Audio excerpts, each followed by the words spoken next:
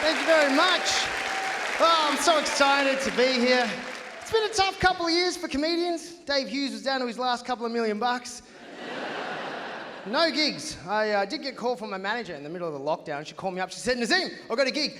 Would you like to do an ad for the state government to promote health messaging? And I said, I am not a sellout. I'm a rebellious, edgy comedian. I don't want to embarrass myself selling it. She said, they're going to pay. I said, yeah, sure, no worries. I can do the ad. So they got me and Waleed Ali to do the ad together. A guy who I routinely get confused for on the street. People come up to me all the time and they're like, hey, Waleed, how do you write your newspaper articles?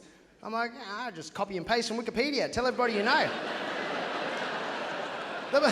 They got me and him to do an ad together. In the middle of a pandemic, the government was like, hey, everybody, solve this Muslim magic eye. Here's an optical illusion. If you ask me, not a very effective ad. I don't know if anybody actually took home the messaging. I reckon all people saw was a couple of friendly Muslim men come on TV, tell you to cover up and stay at home. Sounds like an ISIS hostage video. The pubs are shut, cover your face, women at home. Nobody go to school. Life's pretty good in Australia.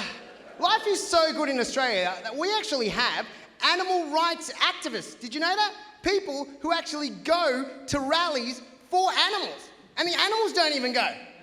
That's crazy. There are people who are literally like, well, all the people are fine. Guess I better help the next species.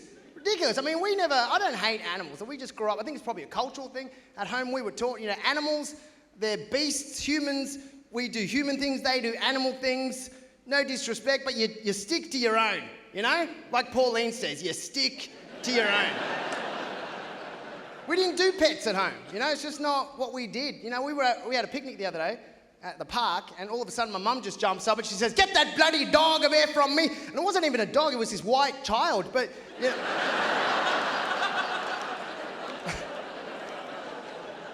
But no, animal protests. I used to go to these animal protests every single week, because at uni there was a very intelligent vegan girl that used to give me a copy of her exam notes, because I used to pretend to be vegan. She had no idea. And so I'd rock up to the protests every week. And I don't know if you guys have ever been to one of these protests. They're well attended, thousands of people. All of them were white. Well, white-skinned, but they all dressed Indian. Lots of saris and ishka. They all spoke Hindi, namaste, jai ho, Bikram yoga. One time I went and I got into an argument with my friend. I said, hey, Caitlin, I actually can't come to next week's protest because I've got a family barbecue, a tofu barbecue. And she's like, I know you're just using me for my notes, Nazeem. You're pathetic. I said, I'm pathetic. You're pathetic. Why don't you ever come to a protest for people? And she said, because people don't need help. They stand up for themselves. Animals need our help. They're pure. They don't do evil like humans do. I said, are you serious? Have you ever seen a David Attenborough documentary? I saw one where a pride of lions ate a baby zebra while staring at its mum in the face. That's psycho. Imagine if you did that. Oh, but you wouldn't, because you're a vegan. You wouldn't do that. And this other guy stepped in. He's like, hey, brother, why don't you just zen out? And I was like, why don't you take that turban off, Brendan? This has got nothing to do with you. I said, why don't you stand up for people, huh? Have some loyalty to your species. Why don't you do something for us? Why don't you go to a Black Lives Matter rally and hand a can of Pepsi to a police officer, all right? Why don't you save a human? Instead of getting on a boat and saving a whale, why don't you get on a film set, stand between Alec Baldwin and his film crew, all right? Oh no, but you'd rather save a large krill-eating mammal of the sea that doesn't even chew before swallowing. What about the krill, huh? None of you are standing up for the krill. That's a bit racist. What about the krill just because they can't sing like the whales can? Sounds shit anyway.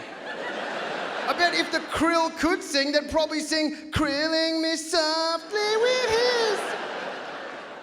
All right, I wonder if that's going to make it to TV. You guys have been awesome. Thank you very much. Catch up.